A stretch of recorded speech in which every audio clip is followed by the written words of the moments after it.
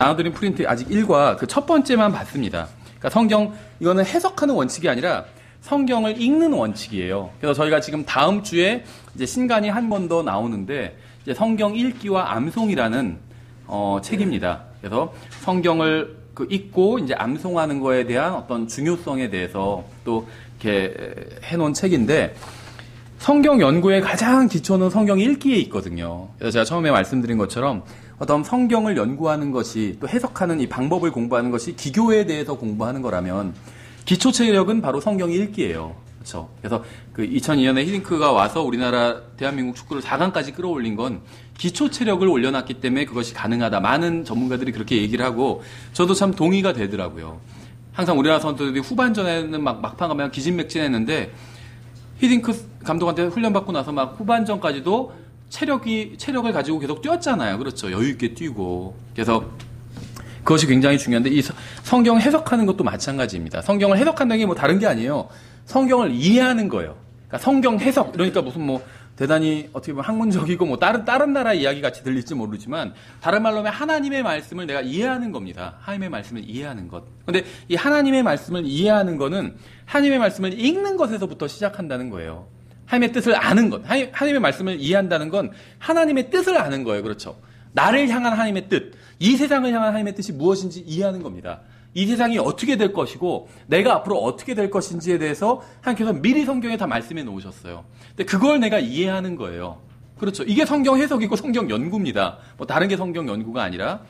근데 그렇게 하기 위해서 먼저 성경을 읽어야 된다는 거예요. 그렇죠. 성경을 읽지 않고서 하나님의 말씀을 알 수가 없어요. 하나님의 말씀을 읽지 않고, 성경을 읽지 않고 성경을 알 수 있는 방법은 없습니다. 하나님께서 꿈에서 나타나셔서 뭐 알려주신다든지 이러지 않으시기 때문에 성경을 읽어야 성경을 알 수 있어요. 당연한 거겠죠. 한 번 읽어서는 또 안 돼요. 여러 번 읽어야 됩니다. 그렇죠. 그러면 이 성경의 말투에 익숙해지고, 과연 무엇을 말씀하셔요? 처음에 읽을 땐 애매하고, 이게 과연 무슨 말씀인지 이해가 되지 않는 것들도 있어요. 그러니까 성경에는 분명하게 말씀하는 것들이 이제 다수를 차지하지만, 간혹 어떤 말씀들은 모호한 말씀들이 있어요. 그러니까 모호하다는 건 이제 그 2가지 내지 3가지 의미를 품고 있는 말씀들도 있다는 거예요. 그런 건 처음에 읽을 때 이해가 되지 않아요. 이 말씀이 지금 뭐에 대한 말씀인지, 이것 같기도 하고 저것 같기도 한데 뭔지를 모르겠는 경우들도 많아요. 근데 여러 번 읽다 보면 이해가 된다는 겁니다. 그렇죠. 뭐 이 세상 영화에서도 좀 난해한 영화나 난해한 책들은 한 번 읽어서 이해가지 않는 것들이 있는데 2번, 3번 읽다 보니까 이해가는 것들이 있거든요. 아시는지 모르겠지만 옛날에 그 매트릭스라는 영화 처음에 나왔을 때도 이해를 못했어요. 처음 나왔을 땐 사람들이 이 영화를. 이 가상세계와 이 현실세계의 구분이 안 되고 이해를 못했는데 몇 번 보고 나니까 이해가 됐어요. 예, 지금 어느 영역까지가 가상세계고 어느 영역이 현실세계고 다 이해가 됐습니다. 성경 하나님의 말씀이기 때문에 더 그렇겠죠. 처음에 이해가 되지 않아요. 10번 읽는다고 해서 모든 것이 이해되지 않습니다.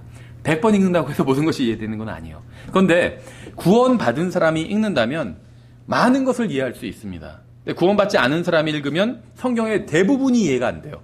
근데 구원받은 사람이 읽으면 성경의 대부분은 이해가 됩니다. 근데 이제 아주 어려운 부분들은 이제 구원받은 지 수십 년이 지나고 성경을 수백 번 읽어도 이해되지 않는 구절들도 있긴 있습니다. 근데 대부분의 구절들은 성경이 이해가 된다는 거예요. 그래서 우리가 이제 성경을 해석하기 위해서 가장 첫 번째 해야 될 것이 바로 성경을 읽는 것입니다. 성경을 읽는데 그냥 무작정 읽는 것이 아니라 이제 여기에도 법칙이 있다는 거예요. 어떻게 읽어야 되느냐에 대해서 우리가 이제 살펴봤는데 첫 번째 것까지만 살펴봤죠. 첫 번째 건 무엇이었냐면 반드시 구원받고 나서 성경을 읽어야 성경이 이해간다는 거예요. 구원받지 않은 사람은 성경을 읽으면 안 된다. 이런 얘기는 아닙니다. 근데 성경을 이해하기 위해선 구원을 받아야 된다는 거예요. 구원받지 않은 채 읽으면 굉장히 그것이 쉽지 않을 겁니다. 무슨 말인지 이해를 할 수가 없어요. 왜냐하면 구원받지 않은 사람은 자기 이제 혼자 이해하고 있잖아요. 물론 성령님께서 도와주실 수 있지만, 근데 구원받은 사람은 성령님께서 내 안에 계세요. 그 상태로 성경을 읽는 건 완전히 또 다른 차원이라는 거죠. 그래서 고린도전서 2장 11절부터 13절에서 그렇게 말씀하고 있었죠. 본성에 속한 사람, 구원받지 않은 사람을 말하는 거예요. 구원받지 않은 사람, 본성에 속한 사람은 하나님의 영의 것들을, 여기서 말하는 영의 것들은 이제 성경, 하나님의 말씀이라고 얘기를 했죠. 하나님의 영의 것들을 받아들이지 아니하느니 그것들이 그에게는 어리석은 것이니라. 또 그가 그것들을 알 수도 없나니 그것들은 영적으로 분별되느니라. 그래서 성경에서 하나의 법칙이 나오는데 무엇인가를 알 수 있는 방법은 받아들이는 겁니다. 그렇죠. 먼저 하나님의 말씀을 받아들여야 돼요. 그럼 하나님의 말씀을 알 수 있게 돼요. 이게 괜히 성경에서 아무 말이나 막 아무 순서나 해놓은 게 아니에요. 성경은 하나님의 말씀인데 어떻게 보면은 문학성도 있고 막 그렇지만 시편 23편이나 성경에 굉장히 아름다운 표현들 많잖아요. 고린도전서 13장이나 문학적으로도 가치를 인정받는 그런 부분들이 굉장히 많잖아요. 근데 어떻게 보면 굉장히 정밀한 기계와 같아요.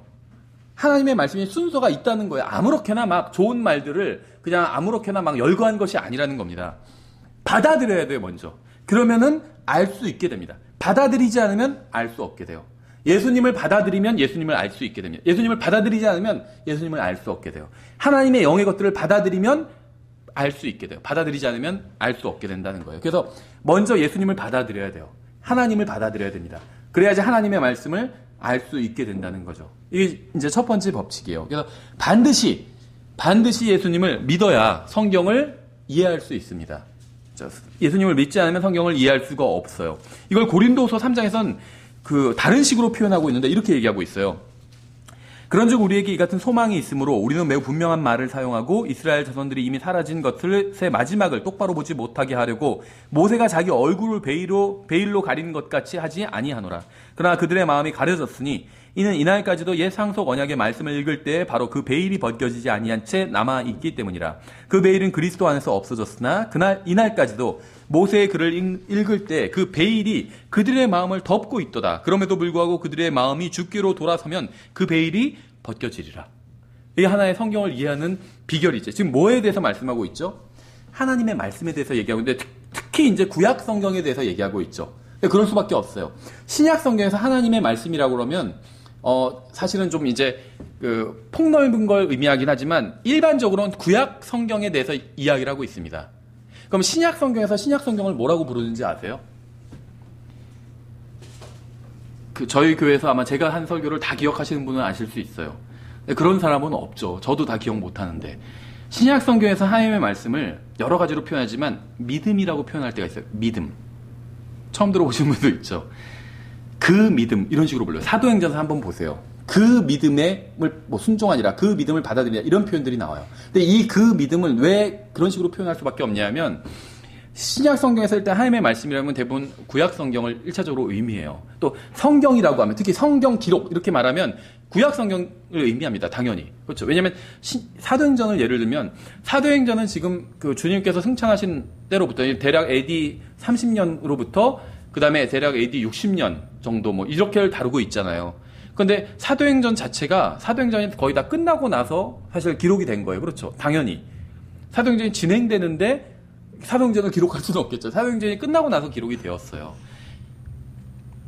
그렇기 때문에 사도행전이 기록될 당시에 사도들이 증언하던 가르치던 진리가 있죠.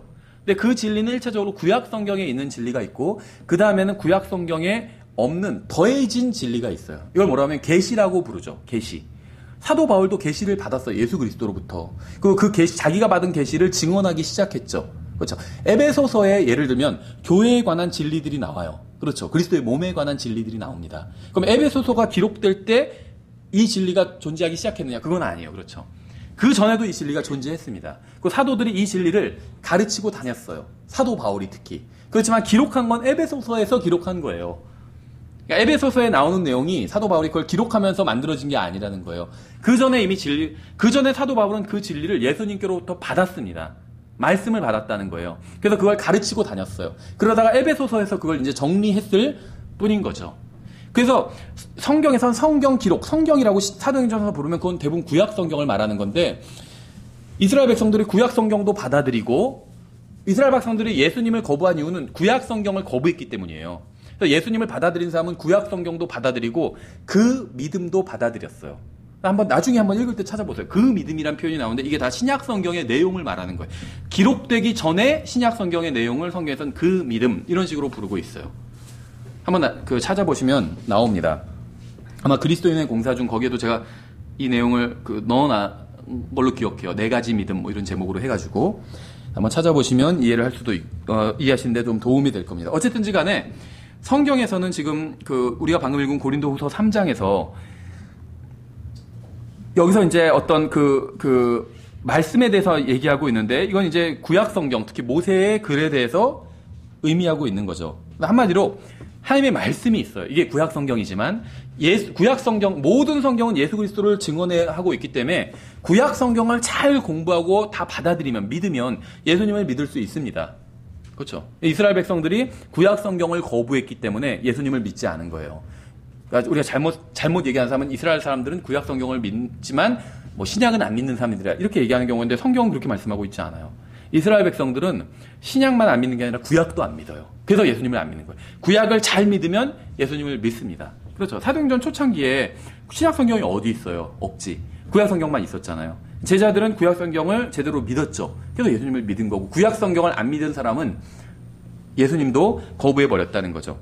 구약 성경이 있어요. 그러니까 뭐가 문제냐면, 구약 성경은 문제가 없죠. 성경도 문제가 없고 그 성경을 보는 눈도 문제가 없어요. 그렇죠. 이스라엘 백성들이 다 시력이 나빴던 게 아니에요. 제자들만 시력이 좋아서 성경을 읽고 구원받은 게 아니죠. 이스라엘 백성들도 유대인들도 시력이 똑같이 있었어요. 성경도 있고 성경을 보는 눈도 문제가 없었으면, 성경도 문제가 없고 성경을 보는 눈도 문제가 없는데 어디에 문제가 있었죠? 마음에 문제가 있었잖아요. 마음에. 그렇죠. 그래서 여기서도 그들의 마음이 가려졌다고 말씀하고, 눈이 가려졌다고 안 해요. 마음이 가려졌다고 말씀하고 있어요. 그렇죠.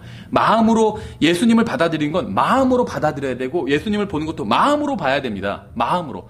눈으로 봐도 예수님을 못 볼 수 있어요. 그렇죠. 예수님을 많은 사람들이 봤지만 거부했잖아요. 눈으로는 봤지만 거부했어요. 그렇죠. 근데 우리는 예수님을 눈으로 볼 수는 없잖아요. 근데 마음으로는 볼 수 있어요. 그래서 예수님을 받아들일 수 있었던 거잖아요. 그러니까 예수님을 마음으로 볼 수 있으면 받아들일 수가 있어요. 근데 이스라엘 백성의 문제는 마음이 가려졌다는 겁니다. 마음에 가려진 거예요. 왜 가려졌는지 아세요? 믿지 않기 때문에 가려진 거예요. 받아들이지 않기 때문에. 그래서 베일이 계속 처 있는 상태가, 받아들인 사람은 어떻게 되는지 아세요? 베일을 싹 걷어버린 거예요. 그래서 예수님 받아들일 수 있었던 거예요.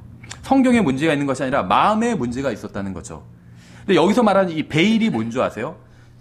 그러나 그들의 마음이 가려졌으니 이는 이날까지도 예상속 언약의 말씀을 읽을 때 바로 그 베일이 벗겨지지 아니한 채 남아있기 때문이라. 하나님의 말씀을 읽는데 마음에 베일이, 하나님의 말씀이 있고 내 마음이 여기 있잖아요. 이 사이에 베일이 가로막고 있었대요. 그래서 이 말씀을 읽어도 벗겨지지 않았기 때문에 알 수가 없었던 거예요. 여기서 말하는 이 베일이 뭘까요? 제가 방금 고린도전서 2장 11절부터 13절 읽고 지금 고린도 후서 3장 11절부터 16절을 읽었죠. 같은 거를 증언하고 있어요. 이 두 문맥은. 이 베일은 뭐냐면 불신이에요. 불신. 믿지 않음. 하나님의 말씀이 있고 내 마음이 있는데 가운데 불신, 믿지 않음이 있어요. 그럼 그 말씀을 이해할 수 없게 되는 겁니다. 그렇죠. 이거는 이 진리를 깨닫는 게 굉장히 중요해요. 근데 구원받은 사람은 다 이 진리를 깨달았어요. 그렇죠. 예수님의 말씀, 하나님의 말씀을 믿고 구원받았잖아요. 예수님을 믿고 구원받았잖아요. 그래서 구원받은 사람은 다 이 진리를 깨달았습니다. 근데 뭐가 문제인지 아세요? 구원받고 나선 이걸 까맣게 잊어버려요. 구원받을 때도 우리는 믿음으로 구원받지만 구원받고 살 때도 믿음으로 삽니다.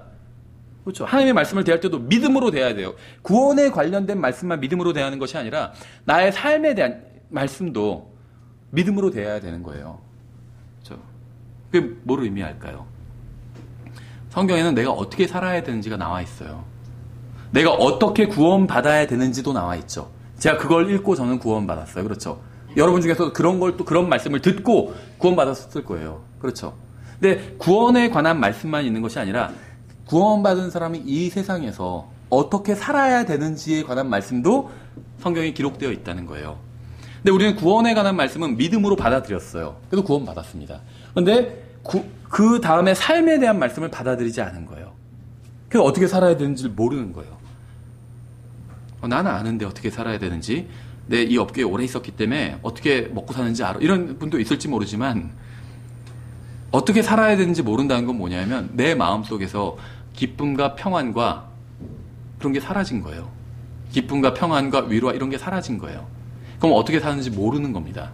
한께서는 구원받은 사람들은 어떻게 사는지 그냥 사라지는 게 아니라 그냥 뭐 대충 살아라 이것이 아니라 기쁨과 평안이 충만한 가운데 살 수 있는 방법을 알려주셨어요. 하나님의 말씀에. 우리가 그 말씀을 읽는 말씀을 믿고 전적으로 나 자신을 그 말씀에 내어 맡기는 거예요. 그게 어떻게 사는지 알려주신 방법이에요. 근데 그대로 살지 않아요. 왜냐하면 믿지 않기 때문에. 그렇죠. 뭐 제가 여러 번 예를 들지만 그냥 쉬우니까 예를 드는 거예요. 정직하게 하라고 그랬는데 아니 먹고 살려면 장사를 하면 어떻게 정직하게 해서 어떻게 먹고 살아? 뭐가 남아? 이렇게 생각할 수 있잖아요. 그렇죠. 저는 이해를 해요. 왜냐면 그 우리나라 정부를 비판하는 건 아니지만 그냥 이건 제 생각이에요. 제 생각이. 하도 사람들이 세금을 잘 안 내니까 세금을 떼어 먹을 것까지 예상해서 세금량을 책정한다는 거죠. 그러니까 정직하게 다 내려면 이게 많아요. 세금이. 그렇죠. 사람들이 다 떼어 먹으니까. 그러니까 정부도 그걸 알아요. 떼어 먹을 걸 알고 그냥 과도하게 좀 잡아놔요. 세금을. 그럼 사람들이 떼어 먹어도 어느 정도 내면은 좀 괜찮잖아요. 근데 이거는 떼어 먹지 않고 다 내려고 하다 보니까 많다고 느껴지는 거예요. 그렇죠. 왜 성경은 뭐라고 말씀하고 정직하게 하라고 했잖아요. 정직하게. 그렇죠. 그런데 내 생각과 내 경험은 그렇게 하면 이게 안 될 것 같아. 그렇죠. 그랬을 때 내 생각과 경험이 아니라 그냥 하나님의 말씀대로 하나님께서 하라시는 대로 하는 거예요. 뭐 이런 건 너무나도 많아요. 아내에게는 남편한테 순종하라고 그랬죠. 내가 봤을 때는 근데 남편 말을 따랐다가는 이게 안 될 것 같아. 이런 경우들이 있잖아요. 그래도 순종하라는 거예요. 순종하라는 거예요. 그게 하나님께서 말씀하신 방법이에요. 그렇죠. 물론 이제 뭐 애매한 경우들이 있어요. 그런 게 잘 모르겠다 하면 저한테 전화를 하세요. 물어봐 주세요. 왜냐하면 실제로 저도 이제 이렇게 성경에서 가르치는 기본 원리대로 가르치잖아요. 뭐 가정에 대해서, 남편과 아내에 대해서 가르치는데 어떤 분이 자기의 경우에 어떻게 해야 되냐 하고 물으시는데 들어보니까 애매해요. 정말로 애매해요. 이런 경우에도 순종해야 됩니까? 하고 물으시는데 쉽지 않더라고요. 그래서 이제 저도 나름대로 이제 더 그분한테 그 상황을 자세히 듣고 최대한의 제가 아는 한도 내에서 바른 것을 이제 말씀을 드렸는데 모르겠어요. 나중에 이제 기회가 되면 소개할 수 있는 내용을 소개할 거예요. 그분이 혹시 알 수도 있기 때문에 제가 소개하지는 않겠습니다. 그런데 이제 일반적인 원칙을 말씀드리는 거예요. 남편한테 순종하라고 그랬죠. 내가 보기엔 합리적으로 보이지 않는 경우까지도 순종하라는 게 하나님의 명령입니다. 예를 들면 그러면서 성경에선 믿음의 아버지 어머니로 부르는 사람이 사라와 아브라함이 있죠. 사라가 아브라함을 주라고 부르면서 순종하듯이 그렇게 순종하라고 했어요. 그렇죠. 사라는 정말 아브라함을 다 순종했습니다. 근데 아브라함이 그 부자였고 훌륭한 사람이었죠. 그래서 순종한 것은 아니었어요. 왜냐하면 아브라함이 훌륭한 사람이었지만 이상한 요구를 했을 때도 있었습니다. 사라에게. 그렇죠. 부인인데 부인이라고 하지 말고 여동생이라고 해라. 이렇게 속인 적이 있잖아요. 그렇죠. 근데 그게 단순히 그냥 어떤 관계를 속인 것이 아니라 사실은 굉장히 그 파렴치한 짓을 한 거예요. 왜냐하면은 자기 부인이라고 하면 자기를 죽이고 자기가 생각할 땐 이 이방인들은 굉장히 그 도덕 기준이 낮은 사람들이기 때문에 내 부인이라고 하면 나를 죽이고 내 부인을 뺏어갈 거다 이렇게 생각을 한 거예요. 여동생이라고 하면 생각해 보세요. 어떤 아주 예쁜 여자가 있는데 부인이라고 하면 우리가 뭐 죽이고 뺏진 않지만 실망하죠. 내가 결혼 안 한 예를 들면 싱글 남자라면 아주 아름다운 이성을 봤어요. 근데 옆에 남자가 있는데 자기 부인이라고 하면 실망하고 포기하죠. 그런데 부인이 아니라 자기 동생이라고 하면 어떻게 돼요? 잘해주겠죠. 그 남자한테 가서 막 아부 떨고 막 잘해주겠죠. 동생이랑 자기를 좀 맺어달라고 이렇게 하고 소개시켜달라고 하고 그렇죠. 그러니까 아브라함이 그 생각을 한 거예요. 내가 여기서 목숨을 건지기 위해선 내 부인을 부인이라고 안 하고 여동생이라고 해야겠다 이렇게 생각한 거죠. 그러니까 지금 현대식으로 각색하면 이런 거예요. 골목길을 가는데 자기 부인이랑 저 앞에 불량배들이 앉아있어 3명이. 그러면서 저한테 그림 좋네 막 이러고 있어요. 그럼 어떻게 하시겠어요? 나 저 사람들 상태하니까 여보 뒤로 다시 도망쳐. 그러면서 경찰에 신고해. 라고 하면은 훌륭한 남편이겠죠. 딱 부인한테 여보 저 사람들을 유인해. 내가 그동안 도망갈게. 이런 거예요. 아브라함은 그런 거예요. 네가 내 부인이 아니라 동생이라고 그래. 그래서 유인하고 좀 어떻게 해봐. 따돌려. 나는 그새 도망갈게. 이렇게 하면 굉장히 파렴치한 짓을 한 거예요. 그런데도 어떻게 했어요? 불합리한 요구였죠. 순종했어요. 사라가. 그래서 어떻게 되죠? 그 결과 아시죠? 어떻게 됐는지. 하나님께서는 아내는 남편에게 순종하라고 남편은 또 아내를 사랑하고 또 지키고 보호해줘야 될 의무를 주셨습니다. 그렇죠. 그러니까 집에서 남편은 아내를 보호해줘야 돼요. 아내와 그 누군가 그게 누가 됐든 분쟁이라면 아내를 보호해줘야 돼요. 남편은. 그렇죠. 그 다음에 이제 자녀들을 보호해줘야 되고 그렇죠. 아버지와 또 딸의 관계는 아버지는 딸을 보호해줘야 되고 이런 관계예요. 근데 어쨌든 간에 남편은 아내를 보호해줘야 되는데 아브라함은 보호해주지 않고 도망가 버렸잖아요. 그랬을 때 결국 사라를 보호해 주신 게 누구였죠? 하나님이었어요. 그렇죠. 생각해 보세요. 예를 들면 제가 아까 예를 들면 불량배들이 그렇게 그림 좋네 하면서 아저씨 그 여자 두고 아저씨는 그냥 가. 이 불량배들이 그랬어요. 그냥 아브라함은 그러세요 하고 간 거예요. 그렇죠. 자기 아내 두고. 그랬을 때 괜찮은 남자라면 뭐라고 하겠죠? 너희도 지금 내 아내한테 손끝이라도 대면 내가 가만 안 두겠다고 하겠죠. 그렇게 하겠죠. 근데 아브라함은 그렇게 하지 않고 도망가 버렸어요. 근데 그 말을 누가 해주셨죠? 하나님께서 해주셨잖아요. 아비멜렉한테. 그 여자한테 손끝이라도 대면 가만 안 두겠다고 해주신 거잖아요. 그렇죠. 하나님께서 순종하면, 남편한테 순종하라고 했잖아요. 남편한테 순종하면 하나님께서 지켜주시는 거예요. 남편한테 순종했다 이거 망하는데? 남편이 지금 내 부인인데 지금 동생이라고 자기는 도망갈 생각하고 나는 완전히 그냥 여기에 팔려가게 생겼는데 사라가 그렇게 걱정했을 수도 있잖아요. 그렇죠. 그냥 아내라고 해야지. 이렇게 할 수도 있잖아요. 그렇게 하지 않고 순종했어요. 말도 안 되는 얘기를 하지만 순종했어요. 그러니까 하나님이 계획하셨어요. 남편이 보호해줘야 되는데 사라가 할 일은 뭐였냐면 남편에게 순종하는 거였어요. 남편이 할 일은 아내를 보호해주는 거였어요. 보호해주지 않고 도망가니까 하나님께서, 근데 사라는 의무를 다 했잖아요. 순종하라는 대로 순종했잖아요. 하나님께서 개입하셔서 남편이 해야 될 걸 대신 해주신 거예요. 그렇죠. 아비멜렉한테 딱 말씀하신 거잖아요. 건드리면 가만 안 두겠다고 하신 거잖아요. 그렇죠. 아비멜렉이 막 혼비백산에서 아브라함을 불렀잖아요. 네 아내인데 왜 거짓말했냐고 하면서. 마찬가지란 겁니다. 이 얘기가 왜 나왔죠? 근데 어쨌든 간에 불신, 하나님의 말씀에 대한 불신. 그렇죠. 내가 생각할 때는 이렇게 해야 되는데 하나님이 이렇게 말씀하고 있어요. 그것이 무슨 이 세상에 장사를 하는 것이든 부부간의 관계든 부모 자녀가의 관계. 내가 생각할 때는 이렇게 해야 되는데 부모님은 이렇게 다르게 말씀하고 있어요. 부모한테 순종하라고 했잖아요. 그럼 순종해야 돼요. 이제 여기서 말하는 부모는 누구냐면 결혼하기 전에 부모님 밑에서 살고 있는 자녀들을 말해요. 사실은 결혼한 자식을 해당되지는 않아요. 그러면 저희 부모님이 저한테 전화해서 너 교회 가지 마 한다고 해서 제가 부모님께 순종하기 위해서 교회 가지 않는 건 아닙니다. 이미 독립해서 저는 자녀가 아니라 남자가 됐어요. 그렇죠. 남자가. 그러니까 성경에서는 사람을 여러 가지로 나누는데 남자, 여자, 아이들 이렇게도 나누거든요. 아이들은 부모님께 순종해야 돼요. 남자와 여자에게 순종해야 돼요. 아이들은. 그런데 이미 결혼해서 독립해서 남자가 또 여자가 됐으면 부모를 공경은 해야 돼요. 그렇죠. 순종을 다 해야 되는 건 아니에요. 왜냐하면 순종은 아이들이 순종하라고 했기 때문에. 어쨌든지 간에 나중에 기회가 있으면 가정에 대해서도 저희가 좀 공부를 해야 되고 신학원에서도 공부를 할 생각입니다. 가정에 대해서 너무 중요하기 때문에. 왜냐하면 아무리 성경을 잘 알고 성경을 잘 가르치고 해도 사역이 한순간에 무너질 수 있는데 가정이 무너지면 사역 다 무너져 버리는 거예요. 그렇죠. 목회자 가정부터 무너지면 사역이 다 무너져요. 또 목회자 가정은 잘 그나마 되고 있지만 교회의 가정들이 다 무너져 버려요. 그러면 교회 다 무너져 버리는 거예요. 그렇죠. 그래서 이 가정에 대한 게 이게 목회자 가정도 그렇고 교회에서도 그렇고 굉장히 중요합니다. 그렇죠. 가정을 또 세워주고 그런 목회자는 그런 역할을 해야 되고 가정을 막 해체시키고 그런 게 아니라 세워주는 역할을 해야 하기 때문에 가정에 대한 게 굉장히 중요해서 저희도 필수 과목으로 넣을 거예요. 가정에 대한 것이. 거기에서 나중엔 다루기로 하고 어쨌든 간에 하나님의 말씀인데 나의 마음에 베일이 가져졌어요. 그 베일을 성경은 뭐라고 부르냐면 불신이라고 부르고 있는 거예요. 그 불신을 성경은 베일이라고 부르고 있어요. 우리의 삶에서도 마찬가지라는 거예요. 우리의 삶에서 아무런 능력도 일어나지 않고 역사도 일어나지 않고 하나님이 전혀 느껴지지 않고 내 안에 계시다고 하는데 느낌은 전혀 없고 그 이유는 뭐냐면 나와 하나님의 말씀 사이에 베일이 가려져 있기 때문에 다시는 말로 하면 내가 하나님의 말씀을 믿지 않기 때문인 겁니다. 그렇죠. 자, 하나님의 말씀을 믿지 않으면 아무 일도 일어나지 않아요. 성경을 이해하는 그 일이 일어나지 않는다는 거예요. 하나님의 말씀을 믿고 받아들여야 내가 성경을 이해하게 된다는 겁니다. 그래서 성경을 이해하기 위해서는 성경을 읽어야 되는데 성경을 읽기 위한 가장 첫 번째 원칙은 반드시 하나님의 말씀을 받아들이는 것. 그러니까 가장 먼저 받아들여야 되는 것이 구원에 관한 말씀이죠. 그러니까 먼저 구원 받아야 됩니다. 그래야지 베일이 벗겨져요.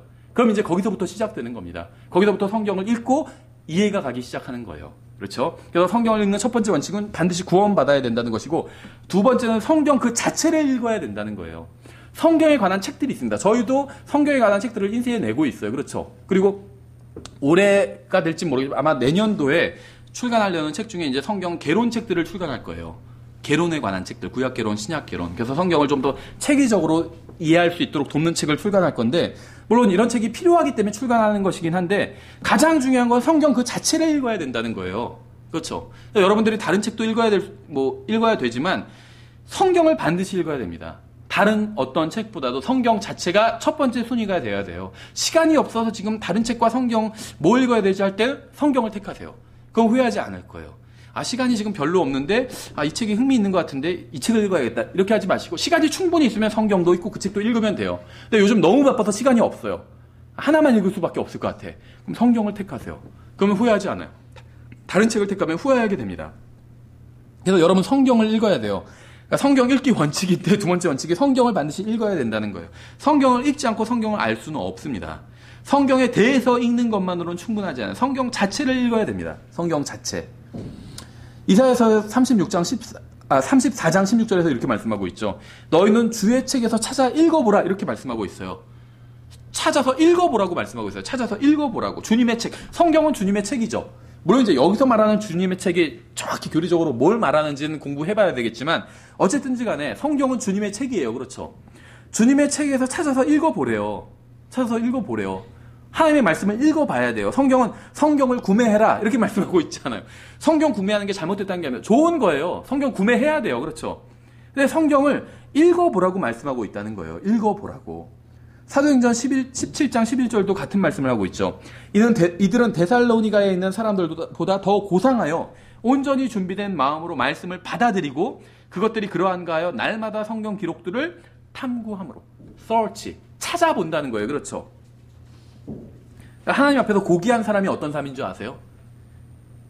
좋은 직업을 갖고 무슨 막 아주 교양 있는 레스토랑에 가서 막 식사를 하고 막 차를 그런 것이 아니라 하나님의 말씀을 받아들이고 찾아보는 사람, 탐구하는 것, 찾아보는 것. 바다에서 실종된 사람을 찾듯이 그렇게 실종된 내 지금 아이들을 찾듯이 내 가족, 내 부모를 찾듯이 바다에서 물에 빠졌다고 연락이 왔어요. 그래서 내가 배를 타고 있는데 그 배를 돌려서 찾고 있는 거예요. 막 불빛 비춰. 그렇게 찾는 게 그게 서치예요. 서치 라이트, 탐조등이잖아요. 그게 찾는 거예요. 그렇게 찾으라는 거예요. 그러면 하나님 앞에서 고귀한 사람으로 인정받을 수 있다는 거예요. 하나님께서 저 사람은 고귀한 사람이다. 돈이 없고 옷은 누더기를 걸치고 있어도 고귀한 사람이라는 거예요. 하나님의 말씀을 받아들이고 성경을 찾아보는 사람. 그렇죠. 설교를 듣고 다 무조건 받아들이는 것이 잘하는 것이 아닙니다. 설교를 듣고 그 설교를 성경과 비교해보고 성경과 일치하면 받아들여야 돼요. 그래서 받아들이고 찾아보는 것이 왜 필요하냐면 설교를 들어요. 성경 공부를 들어요. 신학원 수업도 듣잖아요. 다 받아들이면 안 돼요. 그렇죠. 이 중에서 성경을 내가 개인적으로 읽으면서 한 얘기들 또 뭐 프린트물 내가 정리하고 이걸 비교해보세요. 잠깐만. 아까 이런 얘기를 했는데 내가 읽는 구절이 그거와 관련된 구절이에요. 근데 그게 일치해요. 그럼 받아들이면 돼요. 일치하지 않아요. 목사님은 아니면 신학원 그 강사는 이렇게 얘기했는데 성경은 지금 다르게 얘기하고 있는데 그럼 제가 틀린 거예요. 성경을 받아들여야 돼요. 그게 성경을 받아들이는 거예요. 성경과 비교해서 일치하는 건 받아들이고 일치하지 않는 건 거부해야 누가 말했던 상관없이 거부해야 됩니다. 그렇죠. 디모데전서 4장 13절 이렇게 말씀하고 있죠. 내가 이럴 때까지 읽는 것과 권면하는 것과 교리의 마음을 쏟으라. 사역자는 반드시 읽어야 되고 또 권면하고 교리의 마음을 쏟아야 된다고 말씀하고 있는 거죠. 읽어야 됩니다. 읽어야 돼요. 읽지 않고선 사역도 없습니다. 또 읽지 않고는 그리스도인의 삶도 없어요. 성경을 읽지 않으면 그리스도인의 삶이 없습니다. 그렇죠. 왜냐하면 우리가 영향을 공급받을 수 있는 유일한 통로가 영적인 영향을 공급받을 수 있는 유일한 통로 성경밖에 없어요. 생각해보세요. 성경 읽기가 왜 중요한지 아세요? 우리는 영향을 공급받으면서 살고 있어요. 근데 마치 이것과 똑같아요. 근데 문제는 뭐냐면 제가 우리라고 했는데 물론 우리니까 우리지만 나 자신도 어떻게 보면 우리예요. 왠 줄 아세요? 내 안에는 두 사람이 살고 있기 때문에 옛사람과 새사람이 살고 있잖아요. 겉사람과 속사람이 살고 있어요. 저 안에도 우리가 있어요. 그렇죠. 우리가 나의 육신과 새로 태어난 영적인 새 사람이 있어요. 성령인과 합한 새 사람이 있어요. 근데 이 둘은 서로 원하는 게 달라요. 새로 태어난 이 속사람은 하나님의 것들을 추구해요. 영적인 것들을 추구해요. 복음을 선포하기를 추구하고 진리를 기뻐하고 의롭게 살고자 해요. 근데 옛사람은 아직도 죄를 추구하고 있어요. 죄를 즐기고. 그렇죠. 다른 사람보다 나 자신을 항상 먼저 내세워요. 내 기분 이런 걸 내세워요. 이 교회가 내 기분을 좋게 해주면 좋은 교회야. 내 기분을 나쁘게 하면 이건 나쁜 교회야. 교회 떠나야겠다. 이게 옛사람에서 나오는 거예요. 새사람은 내가 여기서 누굴 섬겨야 될까? 그렇죠. 하나님의 자녀들이잖아요, 다. 어떤 사람들을 내가 섬겨줘야 돼. 어떻게 섬겨야 될까? 세 사람은, 왜냐면 예수님께서 딱 오셔가지고 어떻게 하면 섬길지를 생각하셨잖아요. 예수님을 닮은, 예수님으로부터 태어난 세 사람은 다른 사람을 섬길 생각을 해요. 희생할 생각을 하고. 예수님과 똑같아요. 그렇죠. 예수님은 섬기고 희생하셨잖아요. 육신은 그렇지 않아요. 다 취하려고 그러고 자기 위주로 생각하고. 이 두 사람이 우리 가운데 살고 있는데 두 사람의 영양 공급 상태가 달라요. 한쪽, 이 사람은 세상의 것들을 먹고 자라요. 그렇죠. 한쪽 사람은 하나님의 말씀을 먹고 자라요. 한번 생각해 보세요. 이 세상으로부터 여러분이 영향받는 것들, 뭐 TV, 영화, 인터넷, 뭐 책, 잡지, 뭐 이런 것들 있잖아요. 뭐 그 외에도 그냥 우리가 세상에서 보고 듣는 것들, 대부분이 다 세상으로부터 영향받는 것들이에요. 그리고 속 사람이 영향받는 건 하나밖에 없어요. 하나님의 말씀밖에 없어요. 그러면은 여러분의 그 안에 있는 두 사람의, 세 사람과 옛 사람, 이 사람들의 영양 상태가 어떨 것 같아요? 누가 더 많이 자랐을 것 같아요? 누가 더 영양 공부를 많이 받았을 것 같아요? 시간으로 따지면 뭐 먹고 자고 뭐 움직이고 이런 시간 다 빼고 나머지 내가 다른 무엇인가로부터 영향을 받은 시간을 한번 생각해 보세요. 일주일 중에 세상 사람들은, 그러니까 세상으로부터 영향받은 건 엄청 많이 받았겠죠. 옛 사람은, 겉 사람은 영향이 막 과잉인 상태 아닌가요? 저도 가끔 그런 생각을 해요. 그렇죠. 어떤 걸 보다 보면 생각이 동화될 때가 있어요. 그러다 갑자기 딱 다시 정신이 돌아올 때가 있어요. 내가 지금 무슨 생각을 하고 있는 거지? 이렇게 세상으로부터 영향을 받아서 동화돼 버리는 거예요. 그렇죠.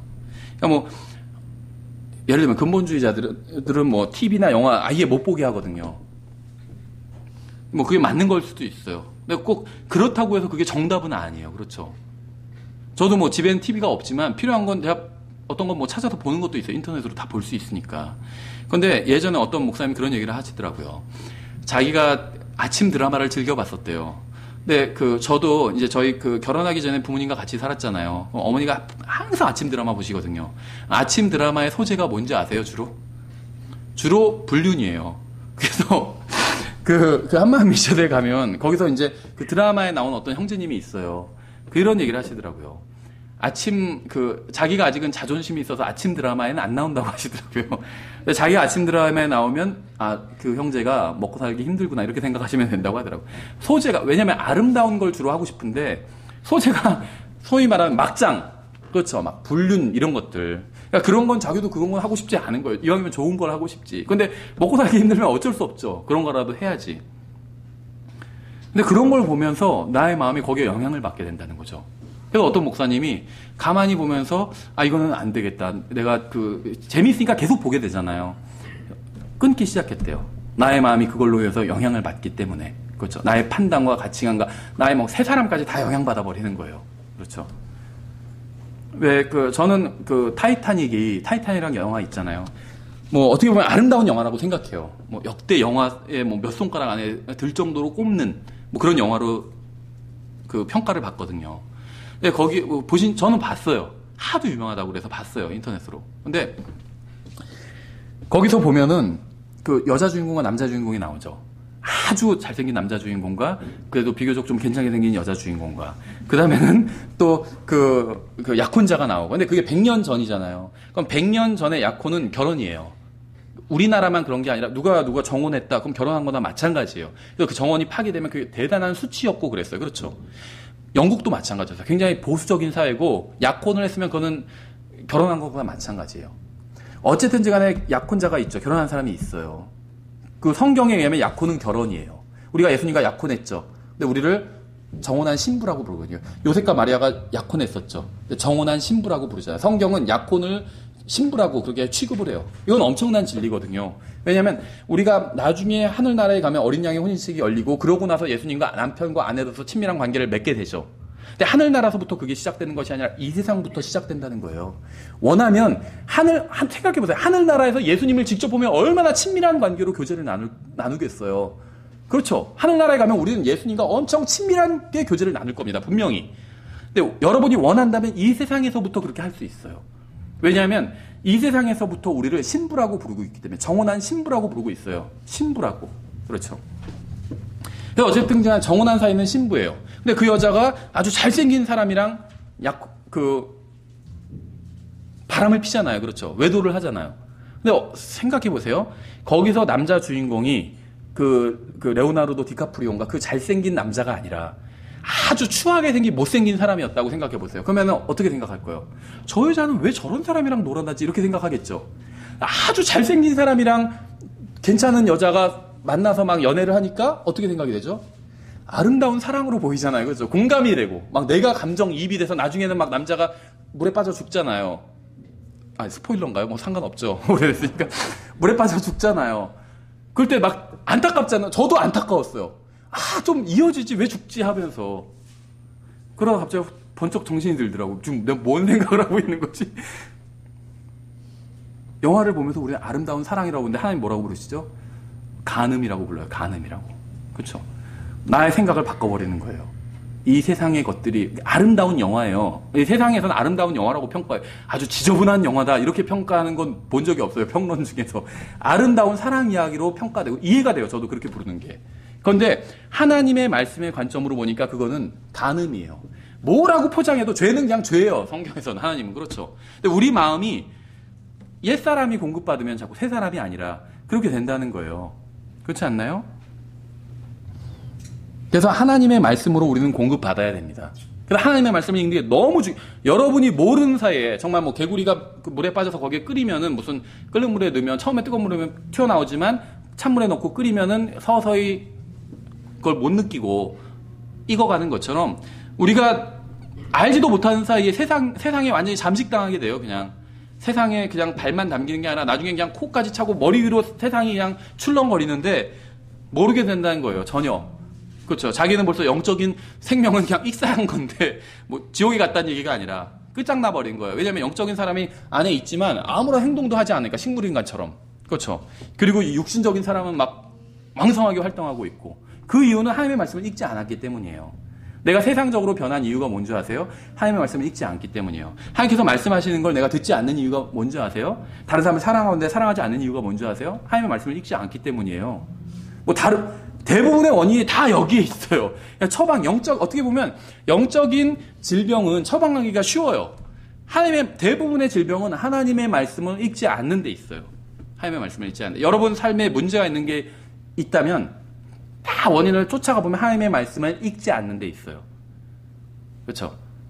내 삶이 지금 왜 이렇게 불안하고 뭔가 좀 안 되는 거 다 하나님의 말씀을 읽지 않는 데 있어요. 하나님의 말씀을 읽기 시작하면 문제가 풀리기 시작할 겁니다. 그렇죠? 문제는 그대로 있지만 그게 더 이상 문제로 여겨지지 않게 될 거예요. 그래서 여러분 반드시 하나님의 말씀을 읽어야 됩니다. 우리가 또 특히 중요한 건 성경을 읽을 때 하나님의 말씀이라고 생각하고 읽어야 돼요. 정말 이것이 하나님의 말씀이라고 믿고 읽어야 됩니다. 그냥 성경, 그냥 책이다 이렇게 읽는 것이 아니라 하나님의 말씀을 나는 지금 대면하고 있다 이렇게 하면서 읽어야 돼요. 그래야지 무슨 일이 일어나도 일어난다는 겁니다. 성경을 믿지 않으면서 읽으면 아무런 소용이 없습니다. 믿으면서 읽어야 돼요. 성경을 비평하면서 성경이 이렇게 말씀하고 있지만 이거는 지금 현실과 다르지 이렇게 생각하면서 읽으면 아무런 역사도 일어나지 않아요. 하나님의 말씀이라고 인정하고 믿으면서 읽어야 됩니다. 하나님의 말씀으로 믿으면서 읽는다는 게 무슨 말인지 아세요? 난 이 말씀 믿어. 그냥 생각만 그렇게 하는 것이 아니라 순종할 마음을 가지고 읽어야 된다는 거예요. 믿는다는 건. 이게 진짜 하나님의 말씀이기 때문에 내가 이 말씀에 순종하겠다. 왜냐면 이건 하나님의 말씀이고 내 생각과 다르면 하나님의 말씀과 내 생각이 다른 거잖아요. 이게 정말 하나님의 말씀이면 내가 그걸 따라야 되잖아요. 그렇죠? 나보다 인생을 더 잘 아시는 분인데. 그래서 그 말씀으로 순종한다는 그 자세로 읽어야지 그게 성경을 하나님의 말씀으로 믿으면서 읽는 겁니다. 이렇게 읽지 않으면 소용이 없어요. 아무런 일도 일어나지 않을 겁니다. 그렇죠? 성경을 읽을 때 자신의 삶을 완전히 바꿀 수 있는 하나님의 말씀으로 읽어야, 그렇게 믿고 읽어야 그 말씀이 여러분의 삶을 변화시키고 여러분 안에서 역사할 수 있습니다. 데살로니가전서 2장 13절에 나와 있잖아요. 이런 까닭에 우리가 또한 하나님께 끊임없이 감사를 드림은 너희가 우리에게서 들은 하나님의 말씀을 받을 때 사람들의 말로 받지 아니하고 하나님의 말씀으로 받았기 때문이 진실로 그러하도다. 그 말씀이 또한 너희 안에서 효력 있게 일하느니라. 그렇게 기록되어 있지 않아요. 그 말씀이 또한 믿는 너희 안에서 효력 있게 일하느니라 이렇게 말씀하고 있어요. 효력 있게 하나님의 말씀이 내 안에서 일하지 않으면 그 이유는 내가 믿지 않기 때문이에요. 믿는 마음으로 읽어야 됩니다. 그렇죠? 교회 1년을 다니고 3년 다니고 30년을 다니건 성경을 하나님의 말씀으로 읽지 않는다면, 하나님의 말씀으로 믿고 읽지 않는다면, 그 말씀에 내가 순종하겠다 이런 자세로 읽지 않는다면 인생에 아무런 변화도 일어나지 않게 될 거고 주님의 어떤 역사도 일어나지 않게 될 겁니다. 여러분의 혼과 생각과 마음과 삶이 변화하는 것은 모두 이 성경을 하나님의 말씀으로 읽고 믿고 읽는 데서부터 시작돼요. 성경을 읽어야 되는데 하나님의 말씀으로 믿고 믿으면서 읽어야 이제 변화가 시작된다는 겁니다. 그렇죠? 여러분이 읽은 것에 여러분의 영향을 받아요. 아까 말씀드린 것처럼 세상적인 걸 계속 보면은 내 가치관과 생각이 그렇게 변하게 됩니다. 그렇죠? 아 그래 저런 사랑의 상황에서는 저렇게 좀 외도를 하는 것도 이해할 수 있어. 바람피는 것도 이해할 수 있어. 이렇게 변하게 돼요. 그렇죠. 세상은 굉장히 교묘해요. 그걸 막 그렇게 누구나 다 이게 잘못됐다는 걸 알 수 있게 보여주지 않아요. 아주 아름답게 그려내요. 분명히 성경에 의하면 죄를 짓는 것이고 간음이고 죄인데도 그걸 아주 아름답게 그려냅니다. 막 남편이 너무 안 좋은 사람이야. 근데 어떤 멋있는 남자가 와서 막 도와줘. 그렇죠. 그러면 사랑할 수밖에 없고 이해가 되잖아요. 그렇죠. 아 그래 그 남편이 나쁜 놈이라서 그런 거. 남편이 문제가 아니야. 하나님의 말씀에 의하면 죄를 사랑하는 나의 마음이 문제인 거지. 하나님의 말씀을 믿지 않는 간음하지 말지니라는 하나님의 말씀을 믿지 않는 나의 마음이 문제인 거지. 남편 막 사악한 남편, 나를 무시하는 남편, 나의 마음도 알아주지 못하는 남편이 문제가 아니라는. 아내로 바꿔도 마찬가지예요. 우리 아내는 내 마음을 이해하지 못하는데 그 여자는 나한테 너무 친절하게 대해줘. 아내 때문에 내가 어쩔 수 없이 이거는 외도를 했지만 이거 어쩔 수 없는 거야. 아내가 문제라고 말씀하고 있지 않아요. 하나님의 간음하지 말지니라는 하나님의 말씀을 믿지 않는 그 마음이 하나님의 말씀보다 자기 생각, 이 상황을 판단하는 자기 생각이 더 뛰어나다고 생각, 자기가 하나님보다 더 뛰어나다고 생각하는 거예요. 하나님 말씀 믿지 않는 건 내가 하나님보다 더 뛰어나다고 생각하는 거예요. 더 똑똑하고. 그래서 이런 상황에선 이렇게 하는 게 이렇게 할 수밖에 없어. 이렇게 생각하기 때문에 하나님의 말씀을 어기는 거예요. 그렇죠. 하나님의 말씀을 믿지 않는 것. 여기서 모든 문제가 시작합니다. 내가 돈이 없고 뭐가 없고 여기서 시작하는 것이 아니라 하나님의 말씀을 믿지 않는 데서부터 모든 문제가 시작한다는 거예요. 그렇죠. 네 번째 원칙은 성경을 읽을 때 기도하는 마음으로 읽어야 된다는 겁니다. 기도하는 마음으로. 기도하는 마음으로. 그렇죠. 단순히 성경을 읽는 것으로 문제가 해결되는 것이 아닙니다. 성경을 읽으면서 성경의 저자이신 주님께 내 마음을 드려야 돼요. 그러니까 기도하는 마음이란 건 정말 간절한 마음으로 주님, 이 말씀을 통해서 제 안에서 역사해 주십시오. 이런 마음으로 성경을 읽어야 된다는 거예요. 그렇죠. 시편 기자는 어떤 식으로 표현했냐면 119편 18절에서 이렇게 표현했죠. 주께서 내 눈을 여사 주의 법에서 나오는 놀라운 것들을 내가 보게 하소서. 이런 마음으로 성경을 읽어야 된다는 거예요. 그냥 오늘 어차피 좋아. 내가 올 한 해 성경 열심히 읽기로 했고 30분씩 읽기로 했으니까 그냥 뭐 죽이 되든 밥이 되든 읽자. 이런 마음이 아니라 주께서 내 눈을 여사 주의 법에서 나오는 놀라운 것들을 내가 보게 하소서. 이 마음으로 읽어야 된다는 거예요. 그래서 가능하면 성경을 읽으실 때마다 이 시편 119편 18절을 암송하시고 이 기도를 하세요. 주님, 주께서 내 눈을 여셔서 주의 법에서 나오는 놀라운 것들을 제가 보게 해주십시오. 이렇게 기도하고 읽으세요. 성경은 한 번도 반복된 기도를 금지한 적이 없어요. 이 기도는 1000번, 10,000번 반복해도 잘못된 기도가 아닙니다. 성경에서 어떤 반복을 금지했는지 아시죠? 헛된 반복을 금지했어요. 헛된 반복. 마음에도 없는데 그냥 헛되게 이렇게 기도하는 건 금지했습니다. 감사하지도 않으면서 그냥 감사합니다. 이렇게. 그거는 금지했어요. 식사 기도할 때 저는 식사 기도가 사실 거의 똑같거든요. 그런데 식사 기도할 때 이 음식을 주셔서 감사드립니다. 이렇게 기도하고 식사를 하거든요. 근데 그거를 만약에 마음도 없이 헛되이 반복하면 그건 잘못된 기도예요. 근데 똑같은 말을 반복해도 헛된 반복이 아니면 정말 감사하는 마음을 가지고 감사합니다. 이렇게 기도했다면 그거는 하나님께서 원하시는 기도예요. 그렇죠. 감사하라고 했으니까.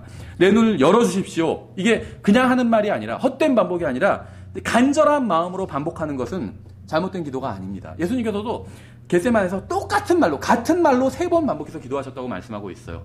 반복은 잘못된 게 아니에요. 헛된 반복이 잘못된 거지. 그렇죠. 그래서 하나님의 말씀을 읽을 때 기도하는 마음으로 간절한 마음으로 하나님의 말씀을 읽어야 됩니다. 그래야 성령님께서 우리 안에 계신 성령님께서 그 말씀을 나중에 기억나게 해주실 거예요. 나에 대해 예수님에 대해서 증언하고 있는 그 말씀을 성령님께서 우리가 간절한 마음으로 기도해야 기억나게 해주신다는 겁니다. 그렇죠. 우리가 성경 이런 마음으로 하나님의 말씀을 대해야 우리가 변화될 수가 있어요. 내가 변화되지 않는 것, 내가 영적으로 전혀 성장하지 못한 것 같다. 그 이유는 내 마음이 잘못됐기 때문이에요. 이 내 주변의 상황이 어쩔 수가 없어. 상황이 내가 영적으로 성장할 수 있는 상황이 아니야. 목사님도 좀 이상하고 교회 형제 자매들도 가면 항상 이상한 얘기만 하고 이 사람들 때문에 내가 영적으로 성장하지 못하고 있어. 이렇게 생각한다면 그건 오산이에요. 전혀 그렇지 않아요. 마음 때문이에요. 마음 때문에. 성경은 단 한 번도 네 주변에 있는 사람들이 영적으로 잘못됐기 때문에 네가 성장 못하고 있다 이렇게 말씀하신 적이 없어요. 마음이 잘못됐다고 말씀하고 있는 거예요. 마음이. 불신이 마음을 가리고 있고 마음이 잘못됐기 때문에 성장하지 못한 겁니다. 그렇죠. 그래서 나의 마음을 하나님의 말씀으로 채워야 돼요. 그래야지 내가 변화될 수가 있습니다. 하나님의 말씀이 나에게 영향을 주게 해야 돼요. 그러기 위해서 내가 하나님의 말씀을 읽어야 된다는 거죠. 하나님의 말씀엔 별의별 게 다 기록되어 있어요. 가늠한 얘기도 기록되어 있어요. 그렇죠. 하지만 가늠하는 얘기를 읽고도 나의 마음은 나도 이렇게 가늠하고 싶다 이렇게 드는 것이 아니라 타이타닉을 보면 나도 저렇게 사랑하고 싶다 이런 마음이 들잖아요. 근데 하나님의 말씀엔 다윗이 밧세바와 가늠하는 얘기도 나오죠. 근데 그걸 읽어도 가늠하고 싶다 나도 이런 생각이 드는 것이 아니라 거룩함을 추구하게 됩니다. 그렇죠. 왜냐하면 성경 거룩하신 분이 쓰신 거룩한 책이기 때문에. 그래서 심지어 거룩에 대한 이야기를 할 때만 사람을 거룩하게 만드는 것이 아니라 간음에 대한 지저분한 이야기를 성경에서 말씀하실 때도 사람을 거룩하게 만든다는 거예요. 그렇죠. 이 죄를 나는 멀리해야겠다. 나 같으면 이런 죄를 짓지 말아야겠다. 이런 경고를 삼게 된다는 거예요. 왜냐하면 성경은 거룩한 책이기 때문에. 그래서 여기에 영향을 받아야 돼요. 근데 여러분이 여기에 영향을 받는 방법은 한 가지밖에 없어요. 노출시키는 방법뿐이 없어요. 그렇죠? 영어 잘하는 법도 한 가지밖에 없어요. 아무리 기가 막힌 영어 공부법으로 공부를 해도 자기를 영어 환경에 노출시키지 않으면 영어를 할 수 없게 되는 거잖아요. 그렇죠? 실제로 해야 돼요. 마찬가지예요. 나를 하나님의 말씀에 노출시켜야 돼요. 계속 하나님의 말씀을 읽어야 됩니다. 들어야 되고. 그래야지 내가 내 마음속에서 믿음이 생기고 하나님께서 내 안에서 역사하실 수 있다는 겁니다. 마찬가지예요. 다섯 번째 원칙은 순종하는 마음으로 성경을 읽어야 됩니다. 불순종하는 마음은 진리를 이해하는 문을 닫아버립니다. 그렇죠. 내가 이해가 안 된다 생각하면 내가 하나님의 말씀에 순종하지 않고 있는 것이 무엇인가가 있다 이렇게 생각하시면 거의 틀림없어요. 성경을 읽어도 이해가 안 된다. 어딘가에서 내가 하나님의 말씀에 순종하지 않는 것들이 있다는 겁니다. 순종하면 이해할 수 있게 된다는 거예요.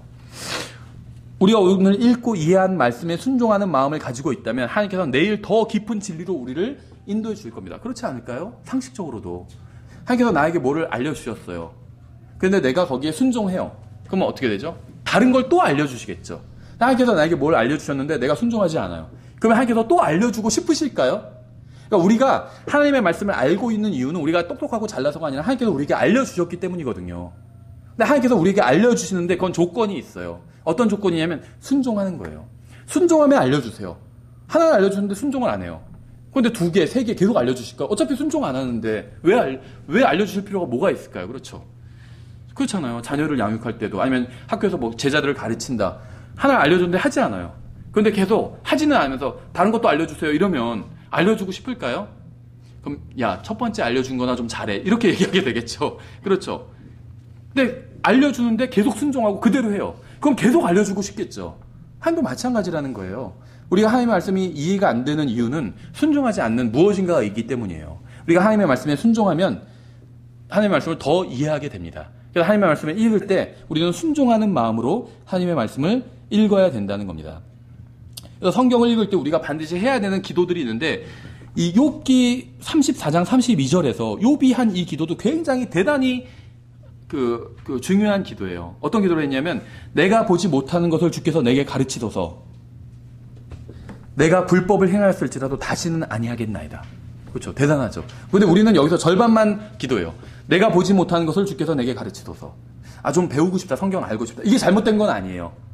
성경을 알고 싶다는 마음이 잘못된 건 아닌데 거기까지만 마음을 먹으면 그건 딱 절반이에요. 그렇죠. 주님 알려주십시오. 절반이에요. 내가 불법을 행하였을지라도 다시는 아니하겠나이다. 여기까지 돼야지 이게 전체를 다 한 것입니다. 우리가 이런 마음으로 기도해야 돼요. 주님 저에게 알려주십시오. 여기까지만 기도하면 안 되고 주님 저에게 주님의 진리를 저에게 알려주십시오. 주님의 말씀을 통해서 알려주십시오. 그러면 제가 잘못하고 있는 것들을 다 바로잡겠습니다. 이렇게 하면 주님께서 얼마나 기뻐하시겠어요. 그렇죠. 자녀들도 내가 어떻게 해야 되는지 알려주세요.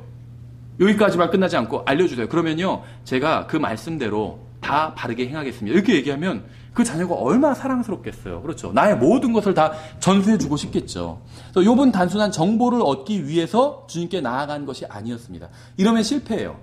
지식만을 얻기 위해서 공부하고 하나님 성경을 공부하는 사람들이 있어요. 요거 어디서 내가 써먹어야지 하면서 아니면 지적 호기심에서 궁금해 알고 싶다. 그 다음에 어떻게 되지? 뭐 영원에서 어떻게 되지? 그 다음에 무슨 뭐 생명나무는 다시 어떻게 되지? 이런 지적 호기심에서 공부하는 사람들이 있어요. 그러면 실패합니다. 욥은 단순한 정보를 얻기 위해서 주님께 나아간 것이 아니었습니다. 욥은 주님께서 자신에게 가르쳐 주신 것을 실행하기 위해서 그 말씀대로 살기 위해서 주님께 나아간 거였어요. 알려주십시오. 그럼 제가 그 말씀대로 살겠습니다. 이 자세가 우리에게도 필요하다는 거예요. 그렇죠? 이런 자세로 우리가 주님께 나아간다면 주님께서 왜 우리에게 알려주지 않으시겠어요? 뭘 아들을 주셨어요, 이미. 주님께서 하나님 아버지께서 가장 아끼시는 건 하나님의 아들이에요. 근데 그 아들을 주셨는데 뭘 아끼시겠어요? 그렇죠? 그런데 우리가 이런 자세로 나가지 않는다면 주님께서 우리에게 주지 않으실 거예요. 이미 준 거나 좀 제대로 해봐라 이러시겠죠. 하나님의 말씀을 배우는 열쇠는 순종하는 마음입니다. 순종하는 마음. 어떠한 대가를 치르더라도 그 말씀에 순종해 보세요. 이렇게 하나님의 말씀대로 이렇게 되는데 이대로 하면 내가 좀 손해가 나는데 내 커리어에 좀 금이 가는데 이러면 그래도 그 말씀에 순종해 보세요. 그러면 주님께서는 정말 더 놀라운 진리를 여러분에게 알려주실 겁니다. 더 놀라운 진리의 세계로 여러분을 인도해 주실 거예요.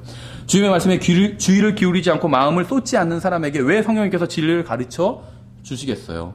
하나님께서는 배우고자 하는 자들에게 가르쳐 주십니다. 주님의 진리는 머리만 채우는 진리가 아니라 마음과 삶을 채우는 진리이기 때문에. 그렇죠.